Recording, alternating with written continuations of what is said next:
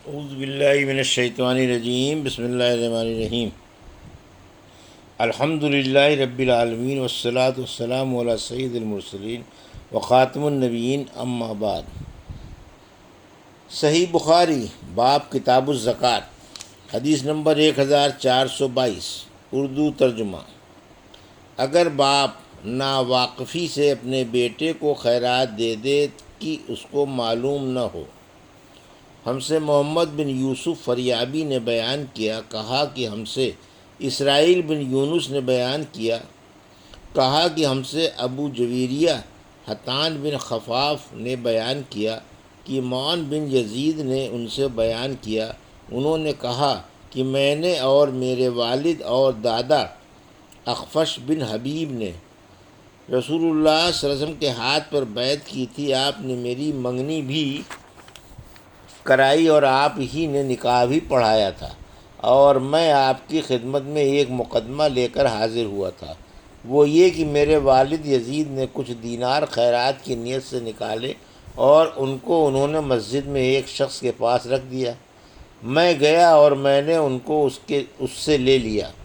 پھر جب میں انہیں لے کر والد صاحب کے پاس آیا تو انہوں نے فرمایا کہ قسم اللہ کی میرا ارادہ تجھے دینے کا نہیں تھا،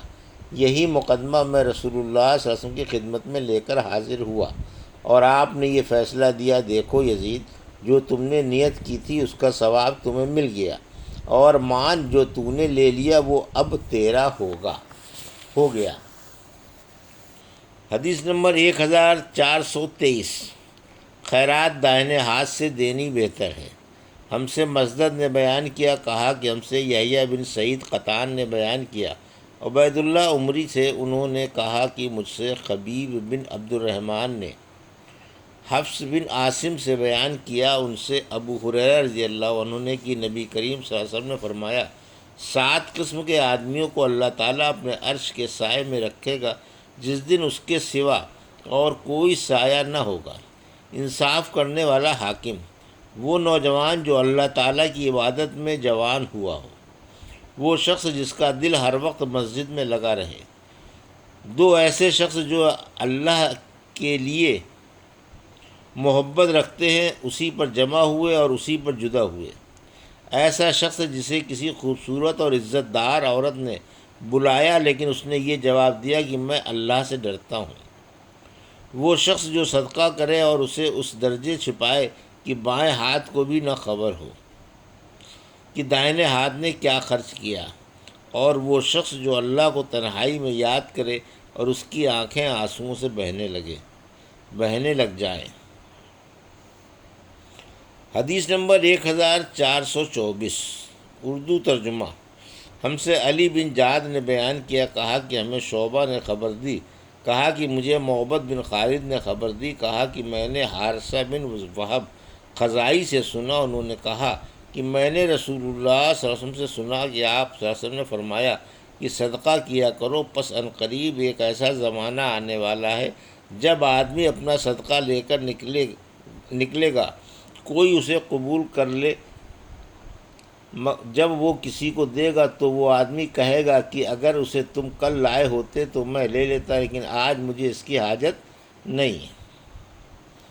حدیث نمبر 1425، اس بارے میں کہ جس نے اپنے خدمتگار کو صدقہ دینے کا حکم دیا اور خود اپنے ہاتھ سے نہیں دیا، اور ابو موسیٰ نے نبی کریم صلی اللہ علیہ وسلم سے یوں بیان کیا کہ خادم بھی صدقہ دینے والوں میں سمجھا جائے گا۔ ہم سے عثمان بن ابی شبیہ نے بیان کیا، کہا کہ ہم سے جریر نے بیان کیا، ان سے منصور نے، ان سے شقیق نے، ان سے مسروق نے اور ان سے عائشہ رضی اللہ عنہا نے کہ نبی کریم صلی اللہ علیہ وسلم نے فرمایا، اگر عورت اپنے شوہر کے مال سے کچھ خرچ کرے اور اس کی نیت شوہر کی پونجی برباد کرنے کی نہ ہو تو اسے خرچ کرنے کا ثواب ملے گا کہ اس نے کمایا ہے، اور خزانچی کا بھی یہی حکم ہے، ایک کا ثواب دوسرے کے ثواب میں کوئی کمی نہیں کرتا۔ حدیث نمبر 1426، صدقہ وہی بہتر ہے جس کے بعد بھی آدمی مالدار ہی رہ جائے، بالکل خالی ہاتھ نہ ہو بیٹھے، اور جو شخص خیرات کرے کہ خود محتاج ہو جائے یا اس کے بال بچے محتاج ہوں تو ایسی خیرات درست نہیں۔ اسی طرح اگر قرض دار ہو تو صدقہ اور آزادی اور ہبہ پر قرض ادا کرنا مقدم ہوگا، اور اس کا صدقہ اس پر پھیر دیا جائے گا، اور اس کو یہ درست نہیں کہ قرض نہ ادا کرے اور خیرات دے کر لوگوں قرض خواہوں کی رقم تباہ کر دے۔ اور نبی کریم صلی اللہ علیہ وسلم نے فرمایا، جو شخص لوگوں کا مال بطور قرض تلف کرنے یعنی نہ دینے کی نیت سے لے تو اللہ اس کو برباد کر دے گا۔ البتہ اگر صبر اور تکلیف اٹھانے میں مشہور ہو تو اپنی خاص حاجت پر فقیر کی حاجت کو مقدم کر سکتا ہے، جیسے ابوبکر صدیق رضی اللہ عنہ نے اپنا سارا مال خیرات میں دے دیا، اور اسی طرح انصار نے اپنی ضرورت اور مہاجرین کی ضروریات کو مقدم کیا۔ اور نبی کریم صلی اللہ علیہ وسلم نے مال کو تباہ کرنے سے منع فرمایا ہے، تو جب اپنا مال تباہ کرنا منع ہوا تو پرائے لوگوں کا مال تباہ کرنا کس طرح سے جائز نہ ہوگا۔ اور کعب بن مالک نے جو جنگ تبوک سے پیچھے رہ گئے تھے عرض کی، یا رسول اللہ، میں اپنی توبہ کو اس طرح پورا کرتا ہوں کہ اپنا سارا مال اللہ اور رسول پر صدقہ کر دوں۔ آپ نے فرمایا، نہیں، کچھ تھوڑا مال رہنے بھی دے، وہ تیرے حق میں بہتر ہے۔ کعب رضی اللہ عنہ نے کہا، بہت خوب، میں اپنا خیبر کا حصہ رہنے دیتا ہوں۔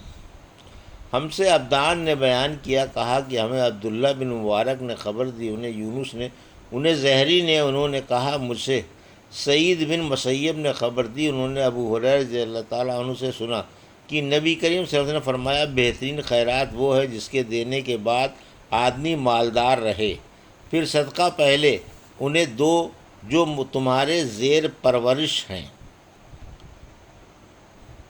حدیث نمبر 1427، اردو ترجمہ۔ ہم سے موسیٰ بن اسماعیل نے بیان کیا، کہا کہ ہم سے وہیب نے بیان کیا، کہا کہ ہم سے حشام بن عروہ نے اپنے باپ سے بیان کیا، ان سے حکیم بن حزام رضی اللہ عنہ نے کہ نبی کریم صلی اللہ علیہ وسلم نے فرمایا، اوپر والا ہاتھ نیچے والے ہاتھ سے بہتر ہے، اور پہلے انہیں دو جو تمہارے بال بچے اور عزیز ہیں، اور بہترین صدقہ وہ ہے جسے دے کر آدمی مالدار رہے، اور جو کوئی سوال سے بچنا چاہے گا اسے اللہ تعالیٰ بھی محفوظ رکھتا ہے، اور جو دوسروں کے مال سے بے نیاز رہتا ہے اسے اللہ تعالیٰ بے نیازی ہی بنا دیتا ہے۔ حدیث نمبر 1429، ہم سے ابو نعمان نے بیان کیا، کہا کہ ہم سے حماد بن زید نے بیان کیا، ان سے ایوب نے، ان سے نافع نے، اور ان سے ابن عمر رضی اللہ عنہ نے کہ میں نے نبی کریم صلی اللہ علیہ وسلم سے سنا، دوسری سند۔ اور ہم سے عبداللہ بن مسلمہ نے بیان کیا، ان سے مالک نے، ان سے نافع نے، اور ان سے عبداللہ بن عمر رضی اللہ عنہ نے کہ رسول اللہ صلی اللہ علیہ وسلم نے فرمایا، جب کہ آپ ممبر پر تشریف رکھتے تھے، آپ نے صدقہ اور کسی کے سامنے ہاتھ نہ پھیلانے کا اور دوسروں سے مانگنے کا ذکر فرمایا، اور فرمایا، اوپر والا ہاتھ نیچے والے ہاتھ سے بہتر ہے،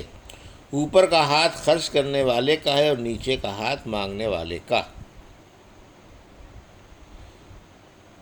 حدیث نمبر 1430، جو دے کر احسان جتائے اس کی مذمت،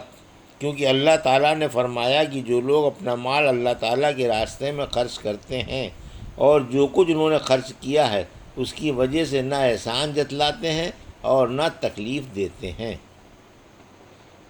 خیرات کرنے میں جلدی کرنی چاہیے۔ ہم سے ابو عاصم نبیل نے کہا، نے عمر بن سعید سے بیان کیا، ان سے ابن ابی ملیکہ نے کہ عقبہ بن حارث رضی اللہ عنہ نے ان سے بیان کیا کہ رسول اللہ صلی اللہ علیہ وسلم نے عصر کی نماز ادا کی، پھر جلدی سے آپ گھر میں تشریف لے گئے، تھوڑی دیر بعد باہر تشریف لے آئے۔ اس پر میں نے پوچھا یا کسی اور نے پوچھا تو آپ صلی اللہ علیہ وسلم نے فرمایا، میرے گھر کے اندر صدقے کے سونے کا ایک ٹکڑا چھوڑ آیا تھا، مجھے یہ بات پسند نہیں آئی کہ اسے تقسیم کیے بغیر رات گزاروں، پس میں نے اس کو بانٹ دیا۔